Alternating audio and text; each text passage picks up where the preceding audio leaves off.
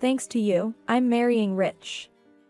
As a thank you, I'll give you as much alimony as you want. My sister said this to me with a triumphant look. It was shocking enough to be betrayed by my husband, but to discover that his mistress was my own sister was unimaginable. Since we were kids, she always took things from me. Whether it was snacks, toys, or even my favorite stuffed animal, she would take them. Despite our parents' repeated warnings, she never changed. In high school, she even tried to steal my boyfriend, leading to a huge fight. As adults, I naturally distanced myself from her. Unlike her, who bragged about marrying Rich without pursuing further education, I went to college and found a job. Through my company, I met and married my husband, who was already a CEO. Due to past experiences, I made sure my sister didn't meet my husband until our wedding day.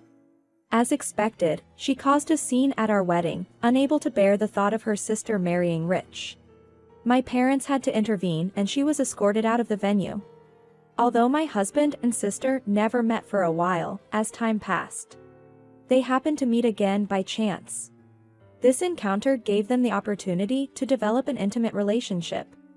I was dumbfounded by both her audacity to pursue another woman's husband and his willingness to stray. My sister believed my husband had an annual income of $2 million, but in reality, he had been dismissed from his CEO position due to negligence and was unemployed. Unaware of the truth, my sister seemed on the verge of bursting into triumphant laughter, believing she had gotten everything she wanted. However, the situation changed dramatically the moment she heard the lawyer's words. It's not an income of $2 million, but a debt of $2 million. What? She had taken everything from me, thinking she was entering a dream life. But instead, she faced a nightmare. I am Amy Brown, a 33-year-old working at a design company for almost 11 years. When I first joined, the company had fewer than 10 employees. Everyone, including the CEO, was involved in all aspects of the business. I used to do field visits during the day and handle invoices and subcontractor orders in the evening. The end of the month was particularly busy, but it was fulfilling. The company's performance improved, and after 3 years, we established a subsidiary, led by the CEO's younger brother, Matt Brown. He joined the subsidiary as president upon his request, having worked elsewhere before.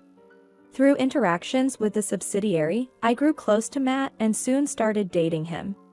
We got married after 6 months of dating. I resigned to become a full-time housewife. For the first year, I devoted myself to household chores while my husband, enjoying his status as president, often skipped work. I warned him several times, but he always made excuses, saying his brother would handle any problems, and continued his lazy lifestyle. Desperate, I consulted my brother-in-law more than once or twice. When my brother-in-law admonished him, my husband would work seriously for a while. However, this never lasted long, and he would soon return to his usual sluggish way of life.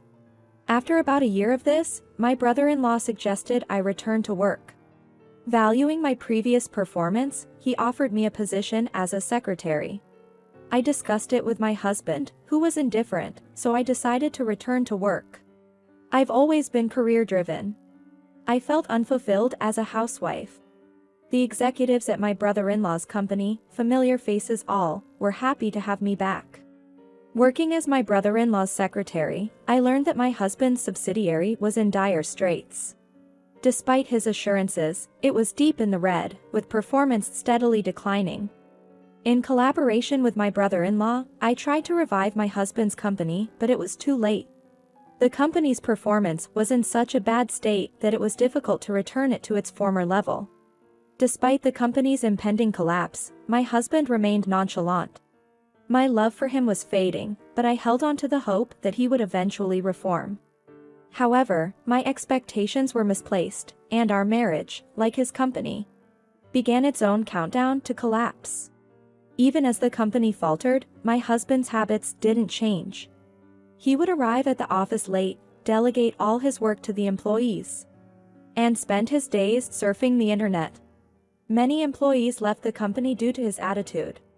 I tried repeatedly to persuade him to turn things around, but he wouldn't listen, dismissing my concerns because I wasn't the president. Even showing him the financial statements, illustrating the debts and declining sales, didn't help. He ignored warnings of potential bankruptcy. Finding the situation unmanageable, I consulted my brother-in-law. Previously, my husband would change his behavior temporarily after a reprimand from him. But now he wouldn't even listen to his own brother. My brother-in-law, along with the company's consultant accountant, tried everything possible, but the outlook was bleak. Despite my brother-in-law's personal efforts to salvage the company, my husband refused to change his ways. My brother-in-law went from anger to utter disbelief at my husband's irresponsibility, ignoring repeated warnings and advice from both of us. My husband continued to neglect the business. My brother-in-law, realizing the subsidiary's recovery was improbable, consulted with a lawyer and decided to proceed with bankruptcy. However, concerned about the employees, he decided to transfer the company's executives to his own company and helped other employees with transfers or finding new jobs. My husband expected to work as an executive in my brother-in-law's company, but life is not so lenient. Find a job on your own and start over, my brother-in-law told him coldly. Furthermore, personal debts incurred by my husband were discovered at this time. He had been trading stocks at home and had accumulated significant debt from gambling. I was nearly faint when I heard the total debt was $2 million. Despite this, my husband showed no remorse, blaming my brother-in-law for not employing him and even attempting to access my personal savings. My love for him had completely vanished. I can't count how many times I thought about divorce. However, my relationship with my brother-in-law, for whom I work as a secretary, held me back. I know I'm trusted by the staff and have contributed to the company, and my brother-in-law promoted me to secretary in recognition of my work. But, being the wife of his younger brother played a role in my reappointment as a secretary. I doubt such an offer would have been made if I were a stranger, regardless of my contributions. I feared that disclosing my thoughts about divorce might jeopardize my job. Torn between the desire for divorce and the fear of losing my job, I spent many sleepless nights. Meanwhile, my husband was doing nothing. He aimlessly wandered every day, leading a self-indulgent life. My husband probably thought he could rely on my earnings to get by. Furthermore, he deceptively believed that his brother-in-law would eventually cover his debts, which was completely unrealistic. As for me, my feelings towards my husband were only drifting further away.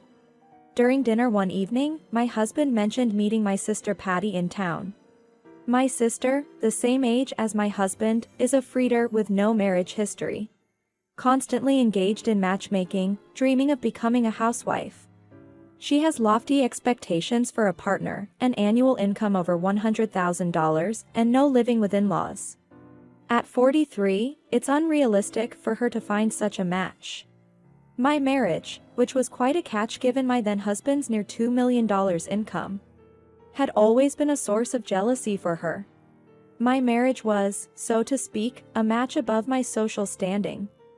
My sister had been insisting it was odd for the younger sister to marry first, and demanding I give up my husband, pushing these unreasonable demands onto me. When I heard that my sister and husband had met by chance, I had a bad feeling about it.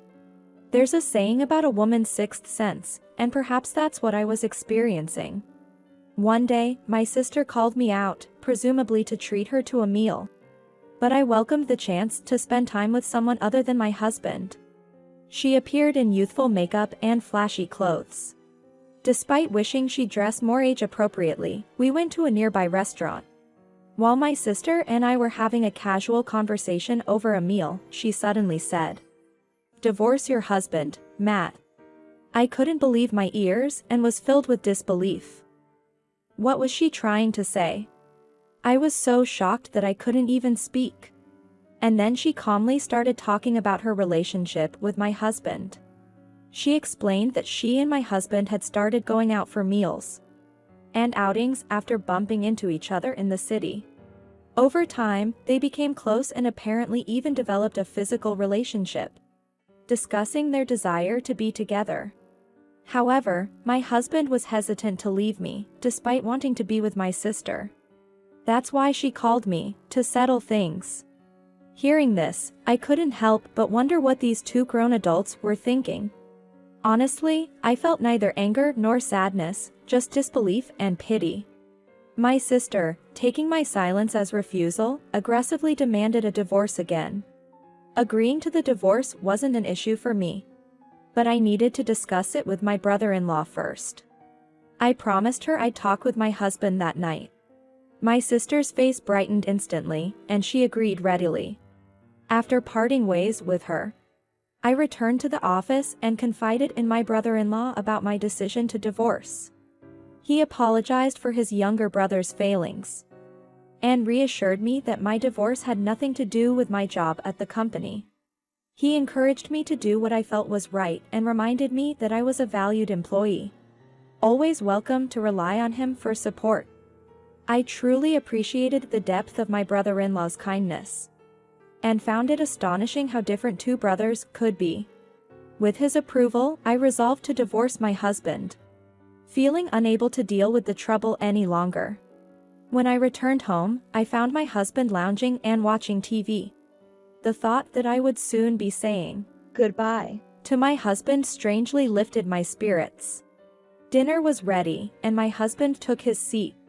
I chose that moment to tell him about my conversation with my sister. He was clearly flustered. I told him what I knew about their relationship and that my sister had asked for a divorce. However, my husband insisted that he had no intention of divorcing and that my sister was speaking out of turn. I tried to clarify the facts by reconfirming whether there had been an affair. My husband hesitated for a moment, but probably realizing he couldn't escape the truth since I had already heard it from my sister.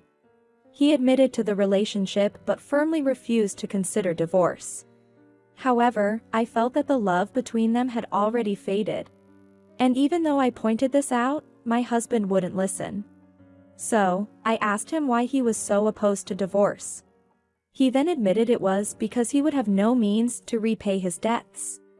I was dumbfounded and lost for words at this revelation. Not only because of his usual attitude but also because he intended to make me shoulder his debt repayment.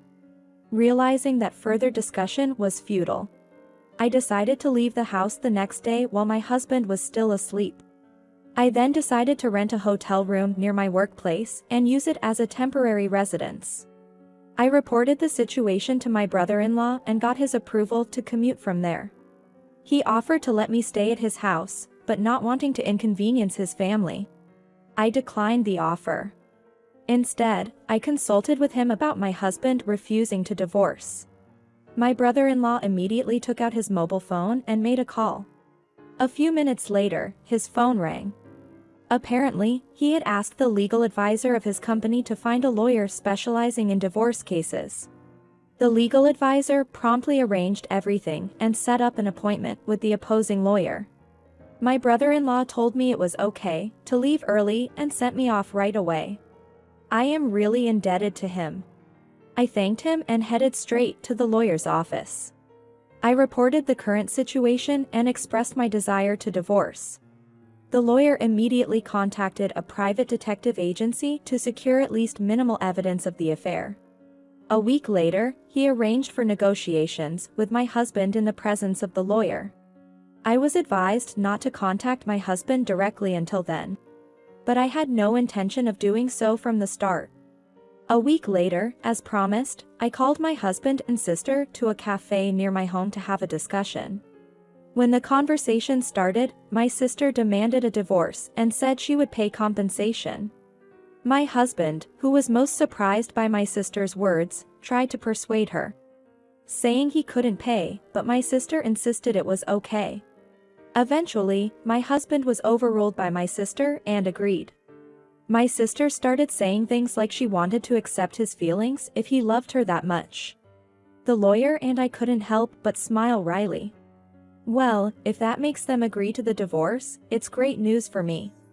The lawyer quickly made arrangements for the divorce while they were still agreeable.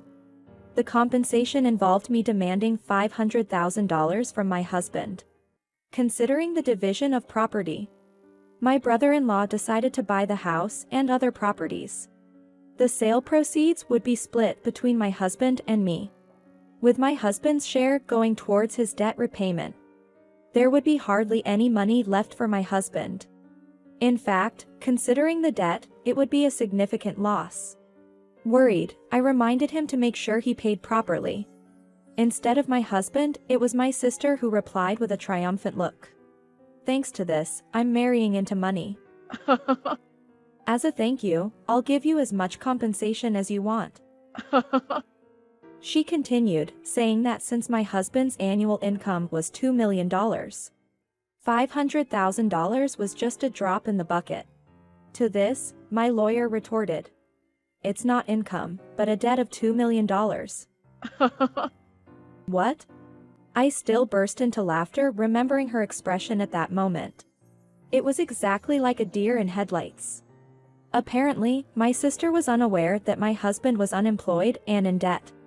She asked my husband if what the lawyer said was true. My husband calmly affirmed it. My sister slumped into her chair as if her legs had given out. However, she had already signed the divorce papers and the compensation agreement. There was no way to cancel it now. My sister left the office with a soulless expression, staggering out. My husband followed her out of the office. And so, my short marriage to my husband came to an end. Afterward, it seems that my ex-husband and sister never ended up getting married. My ex-husband's parents ended up taking on his debt. My ex-husband's parents, which also means my brother-in-law's parents, decided that he would work for free at my brother-in-law's company to repay the debt. Moreover, they also covered all the compensation payments to me on behalf of my ex-husband. Furthermore, they even came to apologize to me for my ex-husband's incompetence. They said it was their fault for how they raised him, but I felt it wasn't a matter of upbringing, as my brother-in-law, raised the same way, turned out to be a very respectable person. It was a problem with my ex-husband as an individual. Regarding my ex-husband, given the amount of his debt, I think he will have to work for free for the rest of his life. As for my sister, after our parents found out about her involvement with my husband, she was disowned. My sister had always lived at home. Intending to marry my ex-husband, she had already quit her part-time job, with her dreams of a glamorous marriage shattered. My sister ended up losing everything, her home, her job, everything. But that's not all.